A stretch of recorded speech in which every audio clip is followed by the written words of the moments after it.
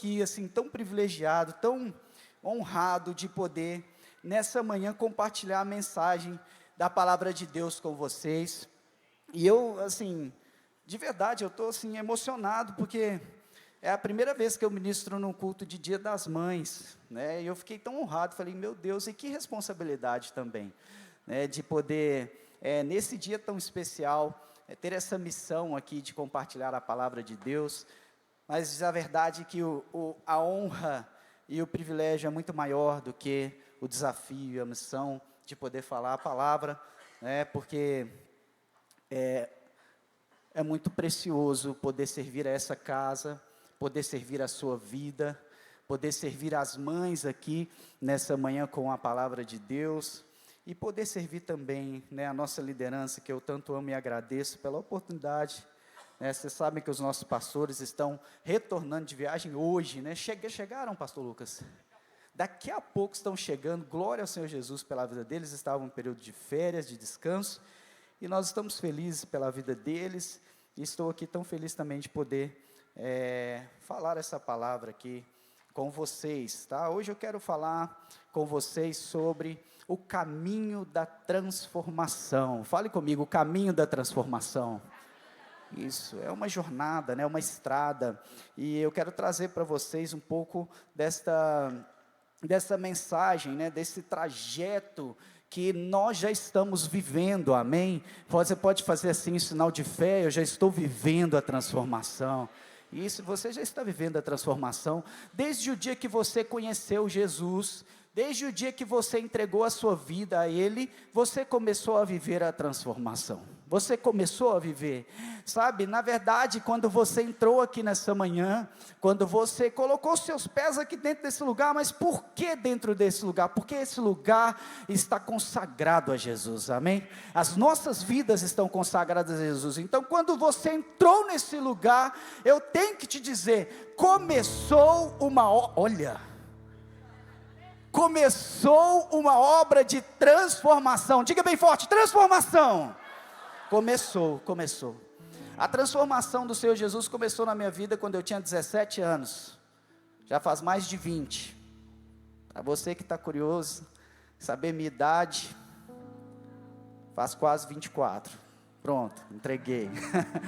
Aí você ficou confuso agora, mas não é possível, ele tem 32.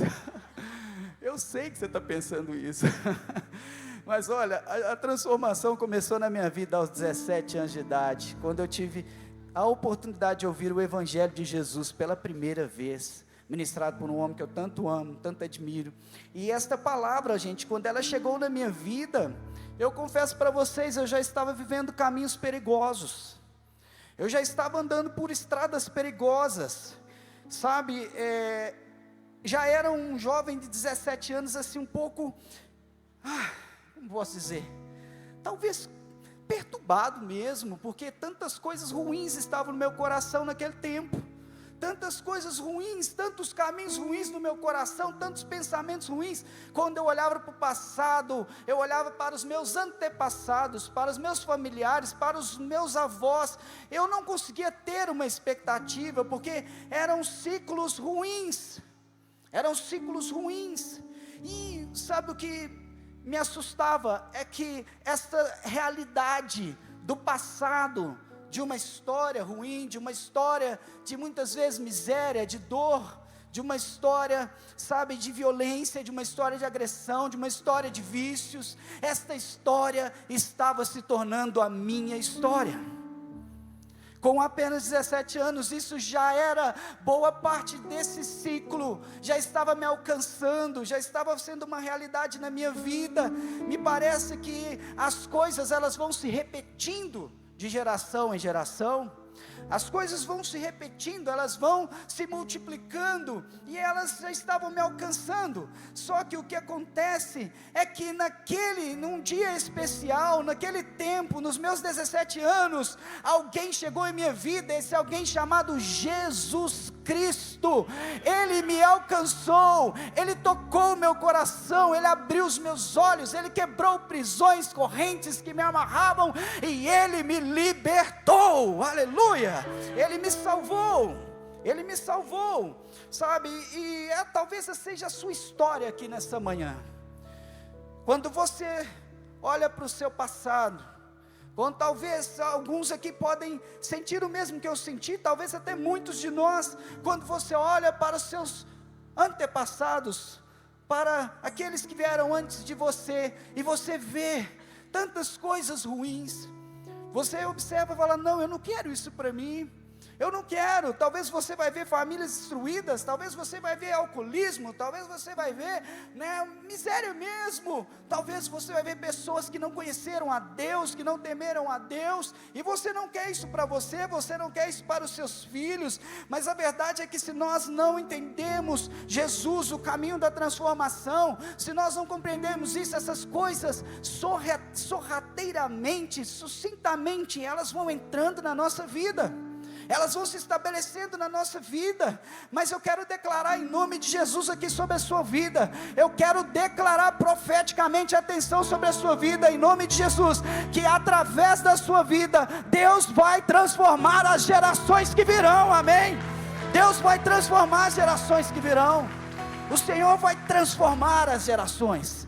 Não, ciclos não vão se repetir nas nossas vidas, ciclos ruins, ciclos de dor, nós não podemos aceitar isso. E a Bíblia conta uma história muito linda, que ela fala de um ciclo de 12 anos de muitas dores, um ciclo de 12 anos de muito sofrimento, mas essa mulher, ela nos ensina coisas incríveis, a vida dessa mulher nos inspira tanto. Eu quero compartilhar com você o capítulo 5 de Marcos, o Evangelho de Marcos, a história da mulher do fluxo de sangue. Essa história nos ensina muito, me ensinou muito nesses dias. Eu quero trazer essa mensagem ao seu coração. Nós vamos aprender com essa mulher que viveu um ciclo de 12 anos de muitas dores. Marcos capítulo 5, versículo 25, nós vamos ler 25 e 26 nesse primeiro momento. As escrituras dizem: havia ali uma mulher que padecia, olha só, padecia de hemorragia por 12 anos, meu Deus, quanto dor, quanto sofrimento, 12 anos, ela havia sofrido muito, sob o cuidado de vários médicos, e ela havia gastado tudo o que possuía, mas, em vez de melhorar, piorava. Olha que situação, ao invés de melhorar, piorava.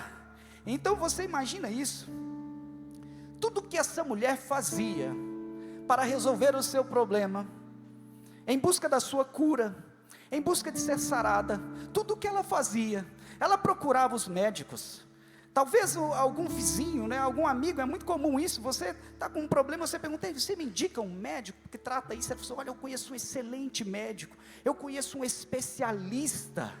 Aí a pessoa te diz, vai lá, liga para ele, a agenda dele é corrida. Já aconteceu isso com você? Aí você fica desesperado, a gente fica doido, a gente paga até mais caro, senão eu vou pagar o que for para essa consulta, porque ele é um especialista. E aí, essa mulher, a Bíblia está dizendo que ela fez isso, possivelmente era uma mulher de posses, porque a Bíblia diz que ela gastou tudo, ela tinha o que gastar, ela tinha o que investir para salvar o seu corpo físico, aquela hemorragia constante que não parava, 12 anos, misericórdia, 12 anos, então a Bíblia diz que ela fez de tudo, ela foi em especialistas, talvez alguém disse para ela, olha, eu acho que isso é emocional, você está precisando de ir num psicólogo, numa psicanalista. Talvez alguém disse isso para ela e não está errado, ela estava buscando soluções, ela estava buscando uma resposta, e então essa mulher foi, a Bíblia diz que ela gastou tudo que ela possuía, mas sabe o que acontece, meus irmãos, minhas irmãs, quanto mais ela gastava, piorava a situação. Meu Deus, o que é isso? Quando uma pessoa começa a fazer um tratamento, a gente pergunta para a pessoa, e aí, você está se sentindo melhor? A pessoa diz, nossa, está melhorando, graças a Deus. No caso dela não, gente. quanto mais ela procurava as pessoas, os especialistas, aqueles que tinham, por profissão ou por dom, a capacidade de ajudá-la, as coisas pioravam. Então eu quero que você imagine aqui comigo como estava o coração dessa mulher, como estava a esperança dessa mulher, aonde estava a esperança dela, aonde estava a sua fé, aonde estava, a sua expectativa. Eu imagino que por dentro dela, ela estava realmente muito, muito triste, muito machucada, porque tudo dava errado. Tudo dava errado, mas as escrituras dizem assim no versículo 27 de Marcos 5, quando ela ouviu falar de Jesus, olha só a mudança da história, estava dizendo que tudo que ela fazia, nada resolvia, só piorava, mas de repente diz assim, mas quando ela ouviu falar de Jesus, ela chegou por trás dele, no meio da multidão, e tocou no seu manto. Ela ouviu falar de Jesus, ela ouviu falar daquele que podia mudar a sua sorte, ela ouviu falar daquele que podia transformar realidades, ela ouviu falar daquele que podia resgatar a vida dela daquele sofrimento. Eu quero te dizer a primeira coisa nessa noite: Jesus é o ponto de partida do caminho da transformação. Jesus é o ponto de partida. Eu não sei qual é a sua dor, qual é a sua luta, qual é o seu desafio, qual é o seu sonho que está engavetado, talvez que se perdeu, qual é a grande muralha que você vê à frente de você, qual é a grande montanha que você vê que você precisa subir essa montanha e tomar essa montanha. Mas eu quero dizer para você nessa manhã, em nome de Jesus, por favor, enche seu coração disso: Jesus é o ponto de partida. Tudo muda quando Jesus entra na sua história. Tudo muda quando Ele entra na sua história, na sua família, na sua casa, quando Ele entra na vida dos seus filhos, quando Ele entra no seu casamento, quando Ele entra no seu trabalho, na sua empresa, quando Ele entra no seu caminho, tudo muda. Ele é o ponto de partida da transformação, e não importa a situação. Às vezes a gente vive situações tão desesperadoras. João capítulo 11, por exemplo, fala daquela família tão preciosa para Jesus: Maria, Marta, Lázaro. Lázaro morreu, e eu fico assim, imaginando o coração daquela família, porque aquela família tinha a revelação clara que Jesus era o Messias, e que Ele podia fazer todos os milagres, inclusive ressuscitar os mortos. E aí aquelas irmãs, quando Jesus fica sabendo, Jesus fica tão contrito de coração. A Bíblia diz que Jesus chega depois de 4 dias, e a Bíblia fala que antes de chegar, Jesus ainda no caminho, primeiro vem Marta, depois Maria, as duas irmãs têm a mesma reação. As irmãs chegam aos pés de Jesus, elas se ajoelham em lágrimas, e elas dizem essas palavras: Jesus, se o Senhor estivesse aqui, Ele não teria morrido. Elas tinham certeza que Jesus podia mudar aquela situação.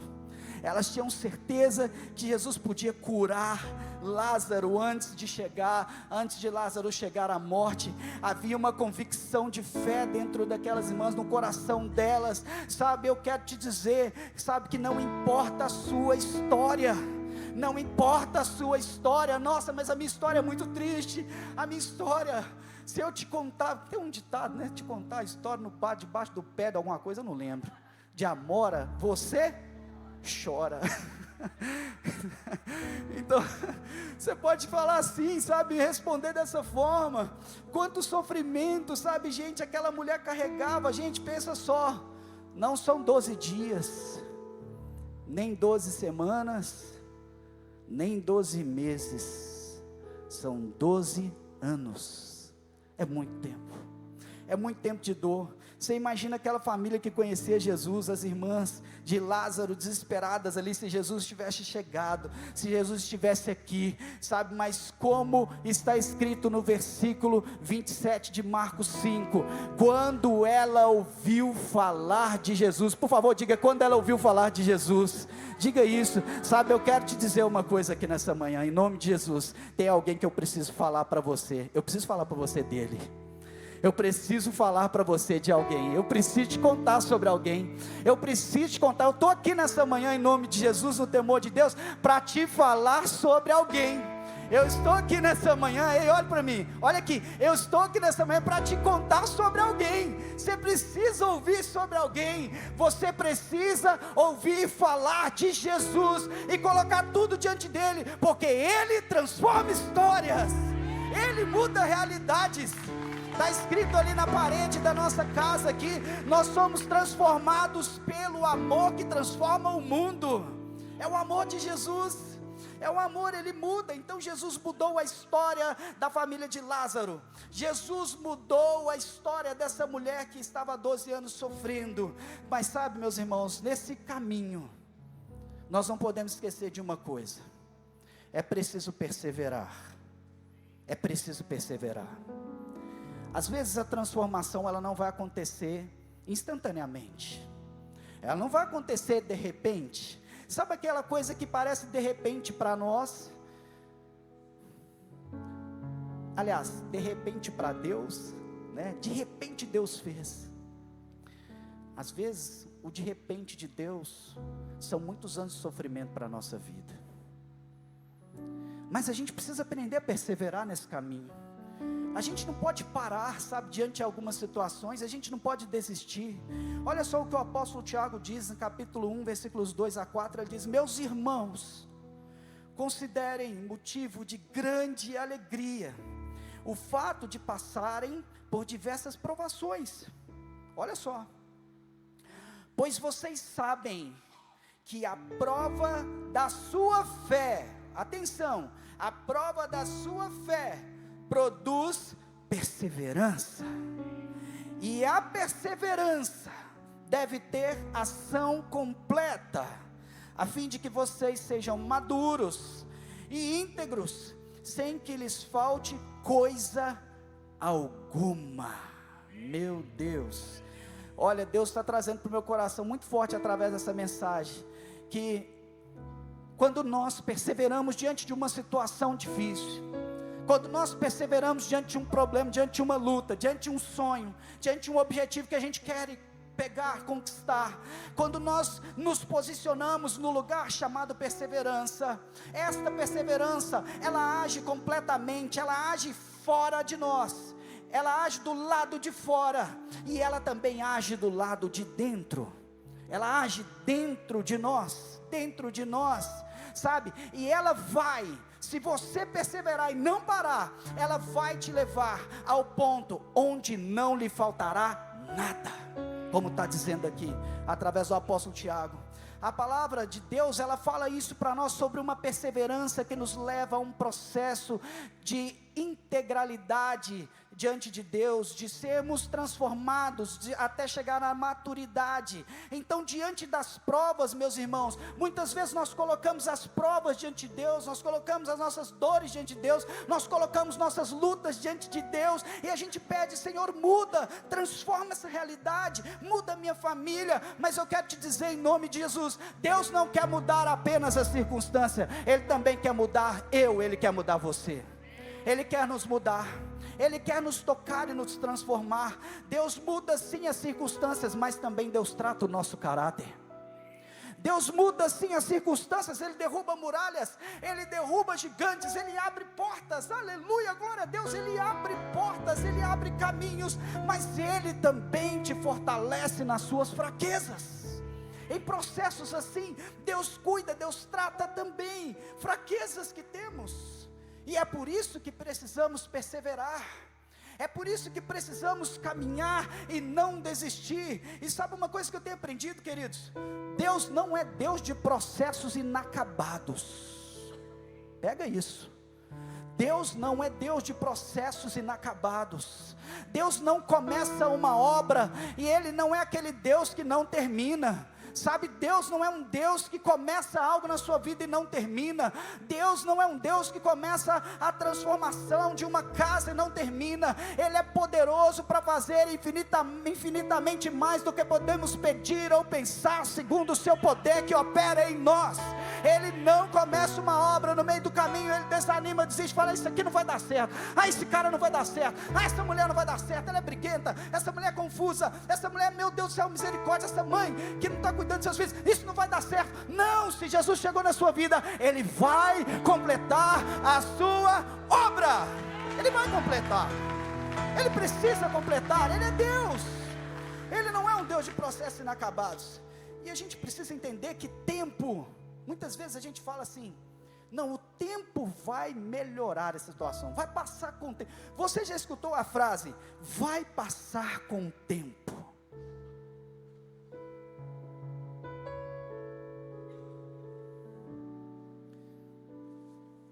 A única coisa que passa com o tempo são os dias. As dores não se curam com o tempo, elas só ficam mais velhas.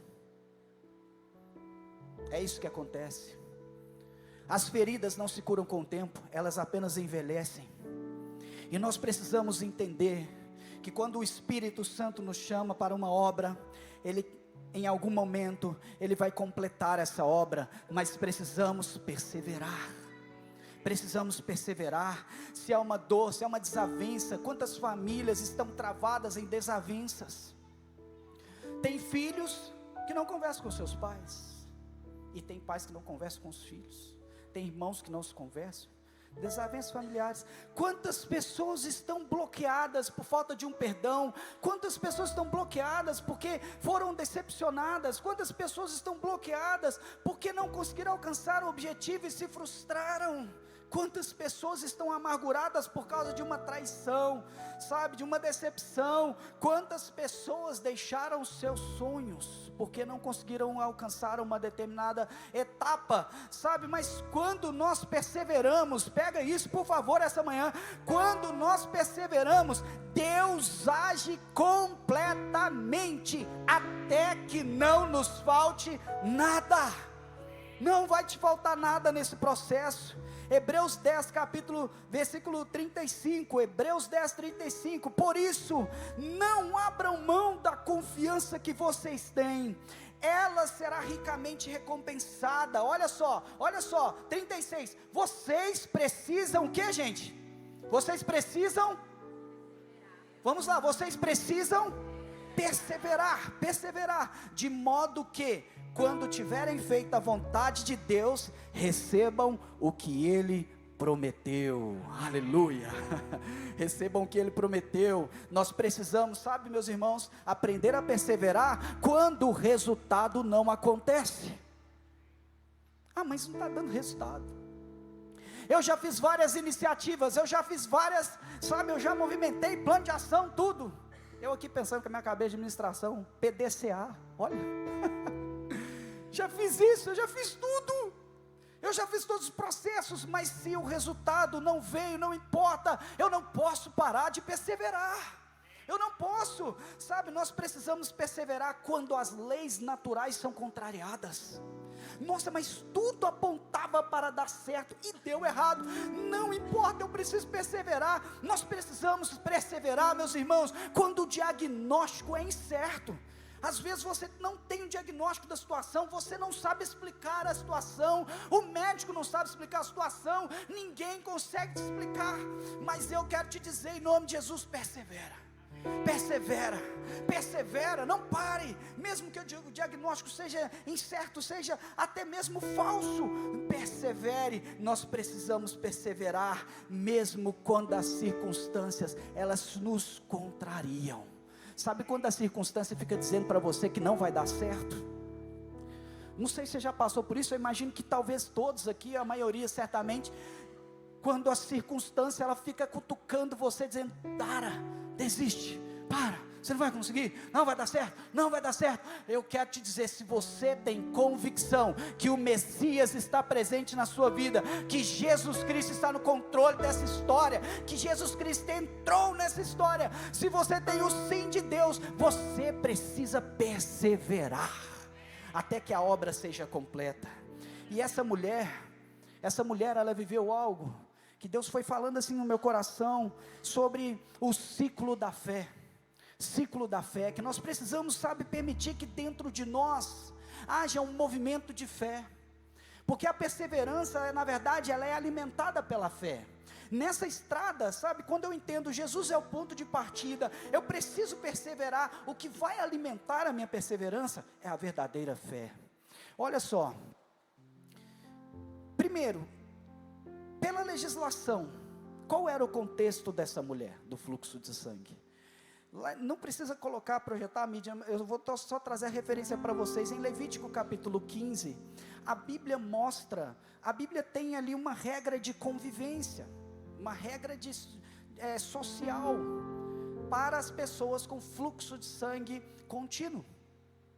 A Bíblia chama essas pessoas aqui, naquele contexto, diante das leis israelitas, de pessoas impuras. Então, legalmente falando, essa mulher, ela não poderia estar naquele lugar que ela estava, no meio da multidão.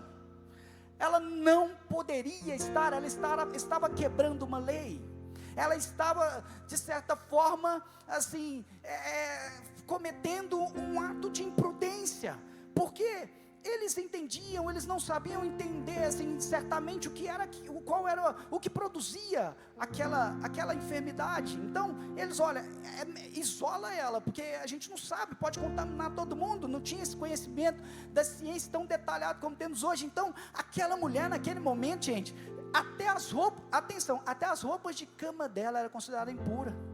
Então, por exemplo, eu não poderia ir lá arrumar a cama para ela, não poderia ajudá-la, ninguém poderia ajudá-la.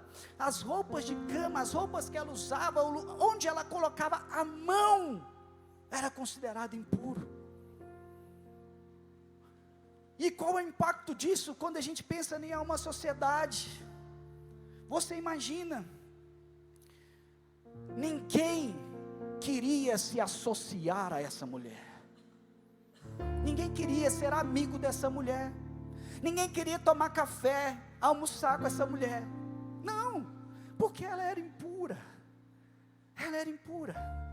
Ninguém queria ser um companheiro dela, ninguém queria ser família com ela, porque ela era impura. Essa mulher não poderia ir no comércio, comprar uma coisa, livremente ir ao shopping, não poderia. Ela não poderia ir à feira, ela não poderia trabalhar em uma empresa, porque ela era impura. Sabe, as pessoas não queriam dar ouvidos para essa mulher, as pessoas não queriam compartilhar com essa mulher. Essa mulher, ela perdeu até mesmo o apoio familiar, porque não era possível conviver com ela. Sabe, o que restava a essa mulher de fato era talvez apenas o isolamento. Era o isolamento.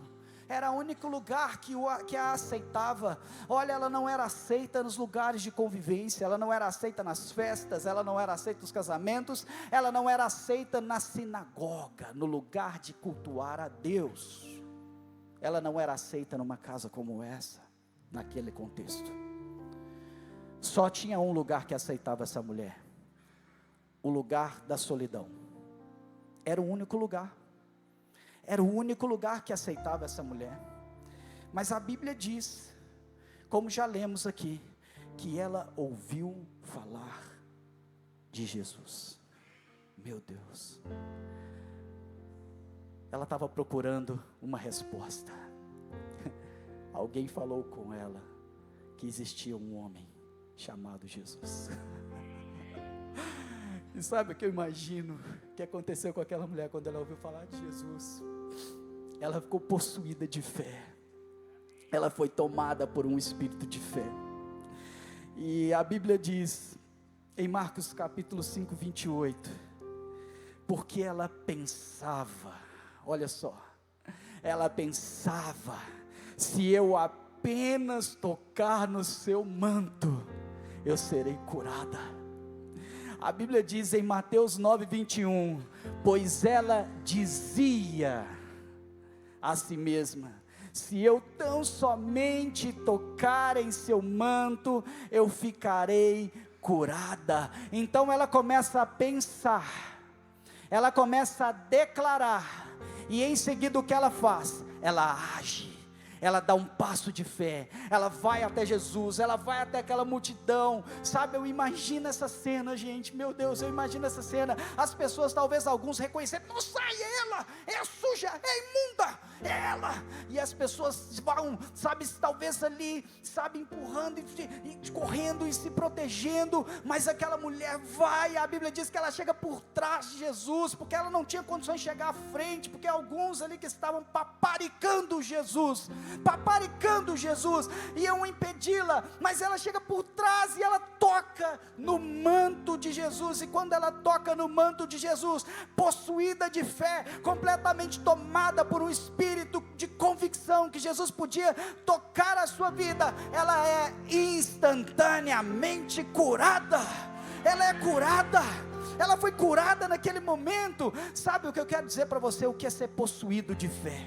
Eu quero dizer para você, em nome de Jesus, você vai sair daqui dessa manhã, olha, eu estou com muita convicção de fé de falar isso, você vai sair daqui essa manhã cheio de fé, você vai sair dessa manhã tomado de fé, completamente transbordando de fé. E o que é ser possuído de fé? Ser possuído de fé é quando tudo que você pensa, tudo que passa nos seus pensamentos, é quando tudo que sai da sua boca, quando tudo que você declara, e é quando todas as suas ações apontam para uma realidade que já está estabelecida dentro de você, a qual Deus colocou. Ele diz, eu vou fazer. Então você começa a pensar, você começa a declarar, e você começa a agir, pautado em apenas uma esperança: Jesus pode e vai fazer. Então isso começa a ser gerado dentro de você, sabe? Você começa a crer, você começa a declarar, e você começa a agir. Então eu creio, eu declaro, eu ajo, eu creio, eu declaro, eu me movimento. Diga para a pessoa do seu lado, você crê, você sabe, declara, e você faz, você age, sabe? Fica de pé no seu lugar em nome de Jesus, vai, fica de pé, se movimenta aí. Você está na casa do Pai, escolhe uma pessoa e diga para ela assim: creia, declare e haja. Vai, sai do seu lugar, faz isso, vai, se movimenta aí. Diga, transmita o espírito de fé para essa pessoa, libera a fé no coração dela. Diga, você, vamos, você crê, você age, você vai, você crê, você age, e você enche os seus pensamentos, você enche a sua boca, você age, sabe? Dá um abraço aí nessa pessoa. Eu declaro o espírito de fé sobre a sua vida.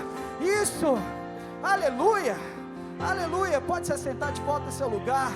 Sim, você vai sair daqui possuído de fé. A Bíblia diz, 2 Coríntios capítulo 4, versículo 13, olha só, vamos lá, está escrito, todos juntos, vamos lá, eu criei e por isso, está dizendo aí, está escrito, vamos juntos, eu criei e por isso falei. É isso, com esse mesmo espírito de fé, nós também cremos e por isso falamos. Lá em Tiago 2,18 diz assim: alguém lhe dirá, você tem fé, eu tenho obras, mostra-me a sua fé sem obras, e eu lhe mostrarei a minha fé pelas obras. Meu Deus, olha, não basta só crer, encher o pensamento. Isso aqui não é uma técnica, gente, de, sabe, mental.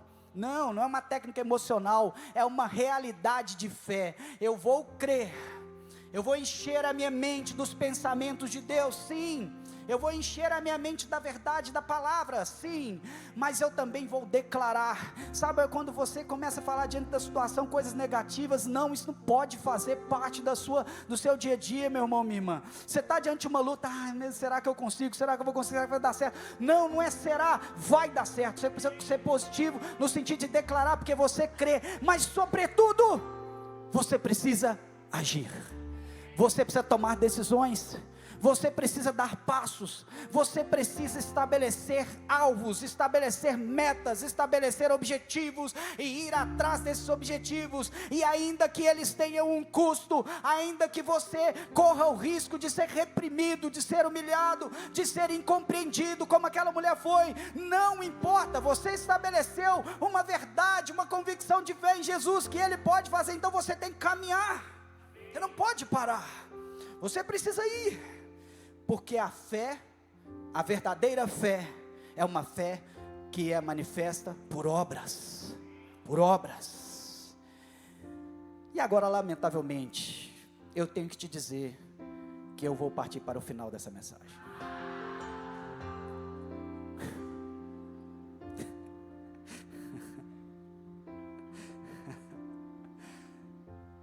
Mas olha só, o último vinho é melhor ainda, amém?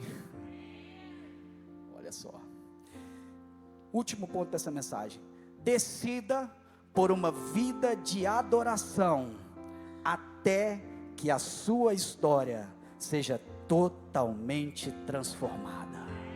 Aleluia. Vamos lá, Marcos 5, 27, 29, olha só o que aconteceu com essa mulher. Quando ouviu falar de Jesus, chegou por trás dele, no meio da multidão, tocou no seu manto, porque ela pensava: se eu tão somente tocar em seu manto, ficarei curada.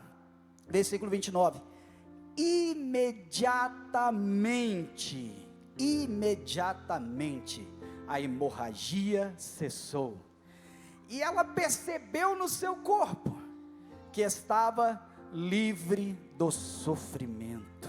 Aleluia. Nesse momento, gente, o que aconteceu? Fisicamente, ela atestou que ela estava curada. Ela procurou aonde estava a dor, e ela não encontrou. Ela olhou para si, ela sentiu o seu corpo, ela carregava essa dor há 12 anos. Ela carregava essa enfermidade há 12 anos, ela sabia muito bem quais eram os sintomas, quais eram os sinais daquela enfermidade. Então a Bíblia diz que imediatamente, instantaneamente, ela foi curada. Mas olha que incrível que acontece nesse texto. Olha que incrível que acontece nesse texto. Versículo 30. No mesmo instante, Jesus percebeu que havia saído o poder. Jesus percebeu que dele havia saído uma glória, uma unção, um poder. E Jesus então se vira para a multidão e pergunta: quem me tocou? Quem me tocou? Versículo, as pessoas dizem, no 31, não, Jesus, tem uma multidão muito grande aqui te rodeando, tem pessoas demais aqui, como nós vamos descobrir quem te tocou, Jesus? Jesus, que isso, Jesus está brincando com a gente? Eu fico imaginando um discípulo mais engraçadinho, pensando assim: olha, Jesus, ele gosta de uma boa piada, hein? Sabe, Jesus, ele pergunta: quem me tocou? Aí ninguém sabe o que aconteceu, e ele diz: Jesus, tem uma multidão. A Bíblia diz, gente, versículo 32, olha que poderoso: Jesus, porém, continuou olhando ao redor, para ver quem tinha feito aquilo. Jesus ficou olhando, ele falou: não, alguma coisa aconteceu aqui de diferente, o que aconteceu não foi normal, o que aconteceu mexeu comigo, o que aconteceu despertou a minha curiosidade, eu quero entender. Então Jesus continua olhando ao seu redor, e no versículo 33 diz assim: a mulher, sabendo o que tinha lhe acontecido, aproximou-se, prostrou-se aos seus pés, e tremendo de medo, contou-lhe toda a verdade. Olha o ponto que eu vou trazer para o seu coração nesse último momento. Jesus não está querendo transformar apenas um capítulo da sua vida. Jesus quer transformar toda a sua história. Jesus quer mudar todas as coisas. Jesus, ele é o princípio e ele é o fim. Jesus, a Bíblia diz, Salmo 139, que ele formou você, ele teceu os seus ossos quando você estava no ventre da sua mãe.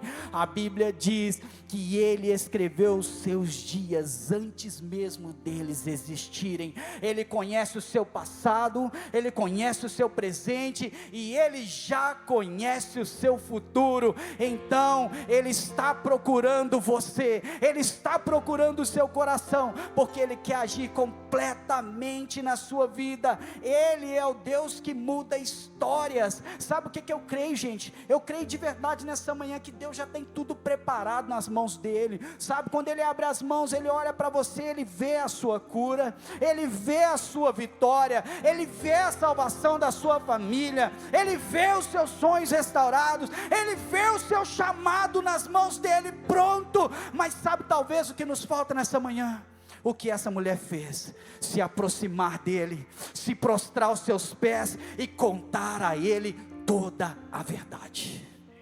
E qual era a verdade daquela mulher? Qual era a verdade daquela mulher? Sabe qual era a verdade daquela mulher? Não eram 12 anos apenas de sofrimento por causa de uma enfermidade física. Eram 12 anos de dores. Eram 12 anos de exclusão. A verdade daquela mulher, meus irmãos, eram 12 anos de inferioridade. Era abandono, era medo, era perseguição. A verdade daquela mulher é que naqueles 12 anos ela tinha perdido seus familiares, ela tinha perdido seus amigos, ela tinha perdido, sabe, tudo que representava valor para ela. A verdade daquela mulher é que ela não sabia nem mais qual era a sua identidade. Eu vou te mostrar isso mais adiante. Ela não sabia qual era a sua identidade, ela não sabia qual era o sentido da sua vida, ela havia perdido tudo. Aquela mulher não sabia nem mesmo mais ser amada. Ela esqueceu o que era ser amada. A vida daquela mulher proporcionou a ela 12 anos de muitas dores. E quando ela se prostra diante de Jesus, veja, ela já estava curada. O mal físico já estava curado, ela já estava liberta daquele fluxo contínuo de sangue. Mas quando ela se prostra diante de Jesus, quando ela se aproxima dele corajosamente, e ela se humilha diante dele, a Bíblia diz que ela começa a contar a sua história, toda a verdade que ela estava passando naquele tempo, naqueles 12 anos. Então, eu imagino que ela começou a contar para Jesus: sabe, Jesus, eu cheguei aqui, Jesus, a verdade é que eu não aguento mais, eu perdi tudo, Jesus. A gente não sabe o que aquela mulher perdeu, a gente não sabe qual foi o custo daqueles 12 anos, mas eu imagino que ela tenha perdido tudo. Ela perdeu tudo, e tudo dava errado, e tudo só ia piorando, e Jesus foi ouvindo aquela história.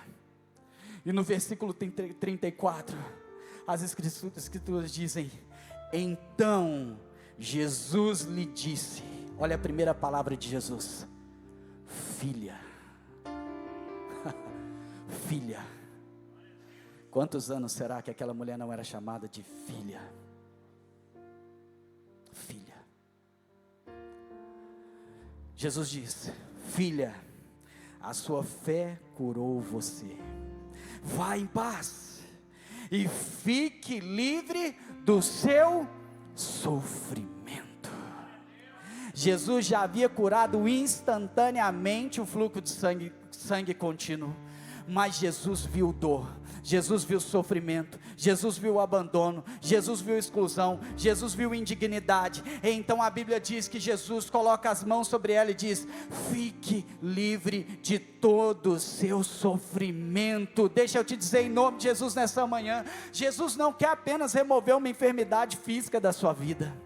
Jesus, talvez você vai chegar aqui nesse altar, aqui nessa manhã, e dizer: Jesus, eu estou entregando a minha dor, uma ferida, um machucado, eu estou entregando talvez uma deficiência, uma inabilidade. Jesus não quer apenas remover a sua enfermidade, Jesus não quer apenas remover, sabe, a sua dor física, Ele quer remover aquilo que está machucando o seu coração.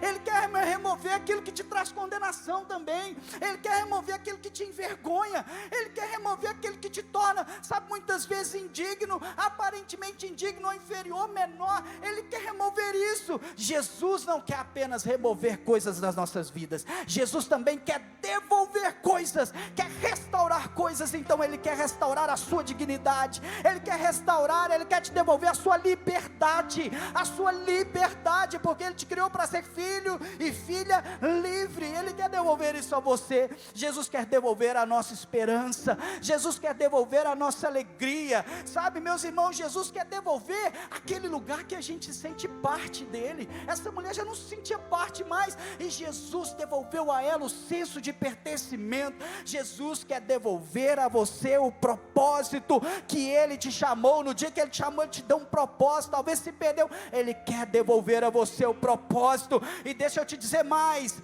filho, filha, olha de novo, escuta, filho, filha, Jesus quer devolver a você um lugar na mesa do Pai. Foi isso que ele fez com aquela mulher. Ele devolveu àquela mulher um lugar na mesa do Pai. E sabe o que a gente aprende com essa história? Que os maiores gigantes talvez não vão ser resolvidos nas ferramentas, sabe, nas oportunidades, né, nas faculdades mentais que nós temos hoje para acessar. Talvez os maiores gigantes das nossas vidas, gente, vão ser resolvidos quando a gente se aproximar de Jesus, se prostrar aos seus pés e contar a Ele toda a verdade, abrir o coração, rasgar o coração. Então nessa manhã, é manhã de você rasgar o seu coração diante de Jesus, de você entregar a Ele mesmo a sua vida. Essa dor está te acompanhando tem quantos anos, meu irmão? Esse medo está te acompanhando, essa insegurança está te acompanhando, ela está tomando você tem quanto tempo?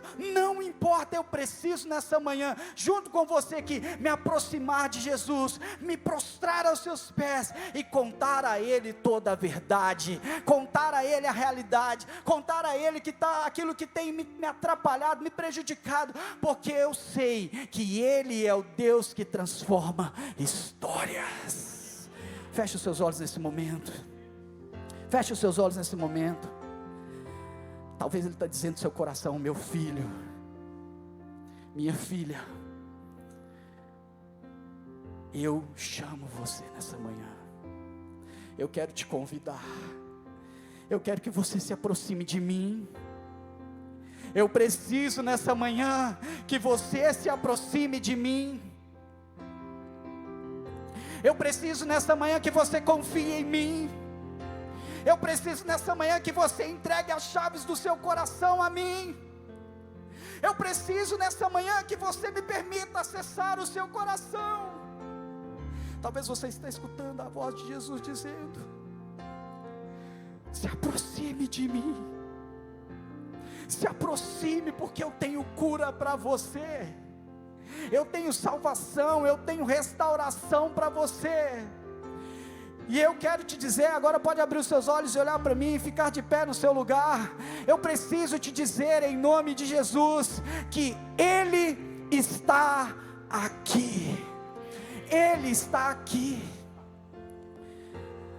E se você quiser contar toda a sua verdade a Jesus, eu convido você a vir aqui à frente, eu quero orar com você.